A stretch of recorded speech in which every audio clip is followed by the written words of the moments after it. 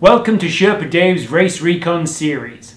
On this channel, I try and make Zwift more fun and more approachable for riders young and old. As you can see, I fall more into the old category myself, but I don't let that stop me.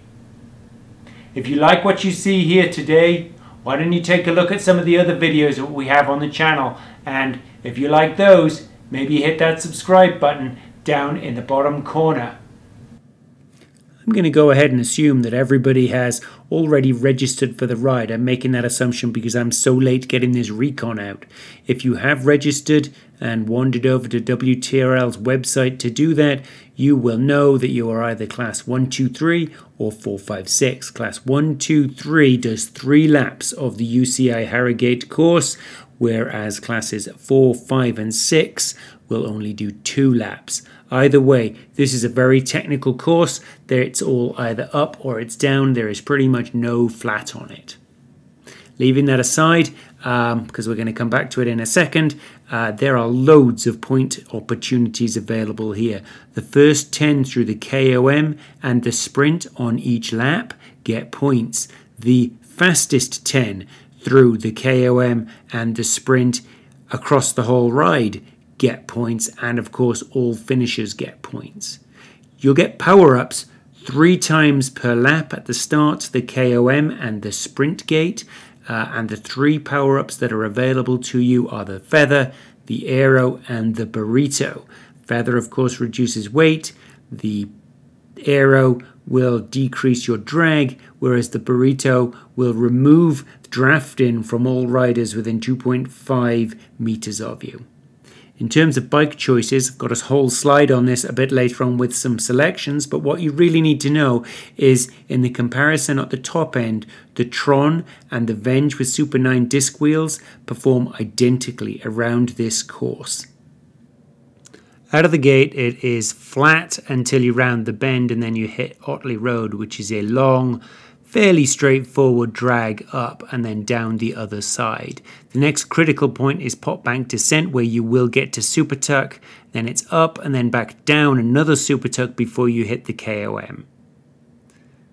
Down towards the pump house and then you hit the sprint, back around town, past the pump house again from the other direction, and the finish. The finish does have a climb to it, so be careful of that. As you can see, this is all up or down. There is no flat as you go through it. There's no real respite except the areas where you're descending, and even then you're paying attention. Let's hop straight on to the ride itself and you can see what I mean. So I'm starting at the gate. You will start, of course, at the pens, which are just 100 meters away. It's flat until we get to this bend we are approaching right now, and that's when the Otley Road climb itself starts. So you can see from the Veloviewer 3D map of the hill, it's a pretty steady gradient all the way up, 3, 4, 5%, nothing more than that. Look, the reality of this is it's all draftable. You're nowhere near any particular point gates, so why not just sit inside the draft of your fellow riders and go from there.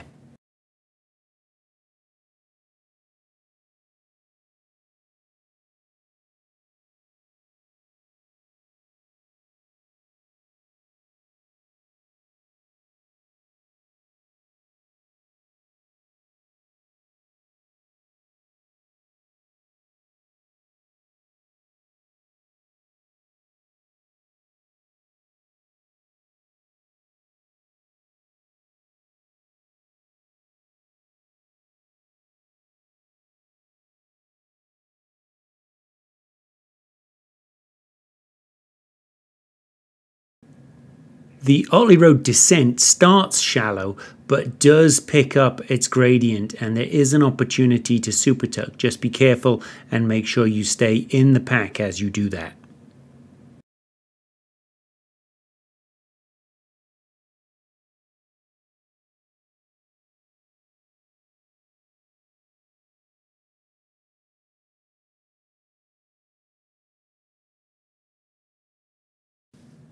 Alright, we're approaching the top now before pot bank descent. There's no real landmark except that nice farmer.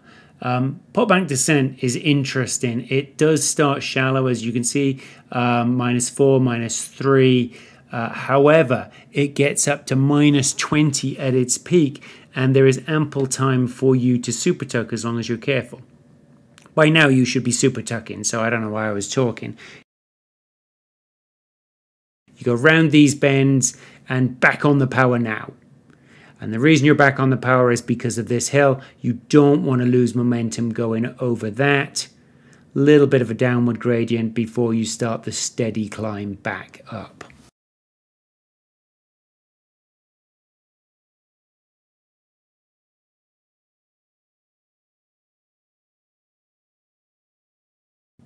Keep an eye on that dot that's there. I'm highlighting it. That is one of those nice inflatable squirrels, and he is the marker for when the descent will start.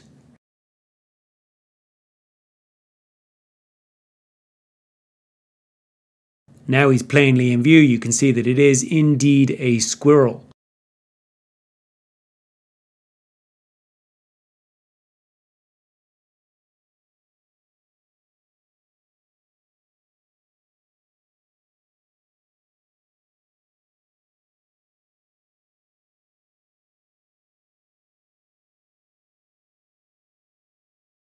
You're now descending towards the KOM. Keep an eye on the gradient markers as we do that, because you can see there is an opportunity to super tuck.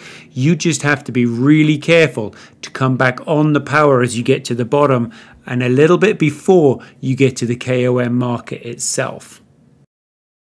We're heading down, super tuck in.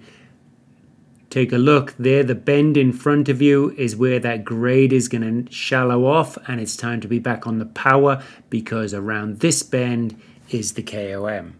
Okay, the KOM itself, 1.2 kilometers, average is 5%, but there's a flat part in the middle, and so what you should expect is 2 sections at 7%.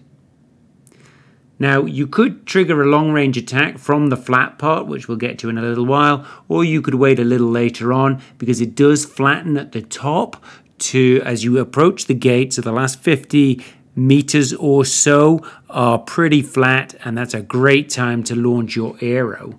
And I'll show you that as we get there.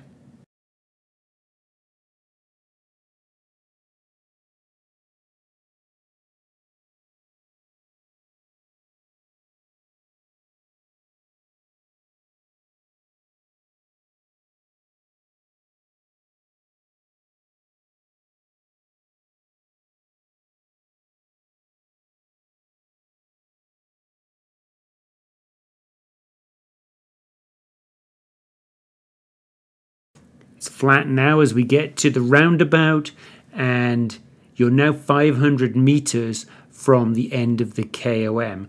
What you noticed on that last section, and you notice here, is significant parts of this is 7%. That means it's not draftable.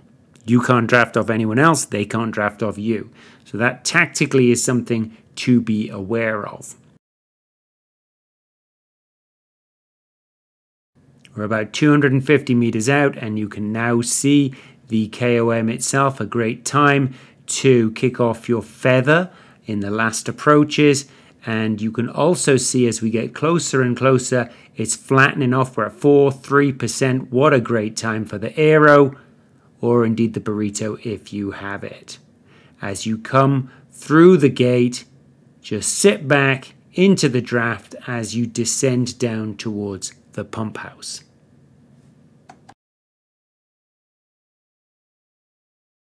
The next important section is the sprint.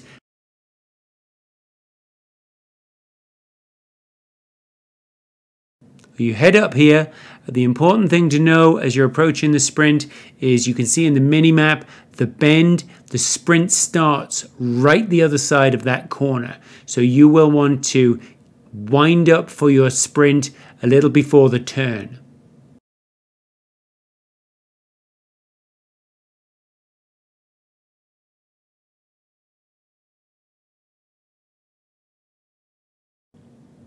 So for me, I'm going to be winding up right by this lamppost.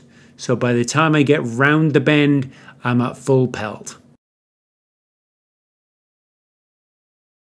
There's the marker. You can see it's pretty much flat. I think it is just around 1%. And the sprint banner comes into view now.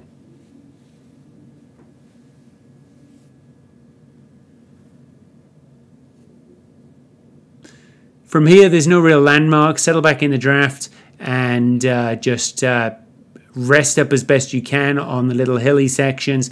The next landmark you want to be looking for is the pumphouse, which is just around this bend. Same pumphouse we passed a little while ago, but now on a different road. And the reason this is important is because as we come around here, you can see another one of those squirrels, and that squirrel marks the final start-finish straight. The straight is really steep for the initial 100 meters, say, maybe 50 meters. You can see it's 10% now, but it drops down. You can see the crest, flattens, and then from here it doesn't get up more than a couple of percent till you hit the end. The gate's in view. You're a couple of 100 meters away, and in fact we're just about to pass the pens.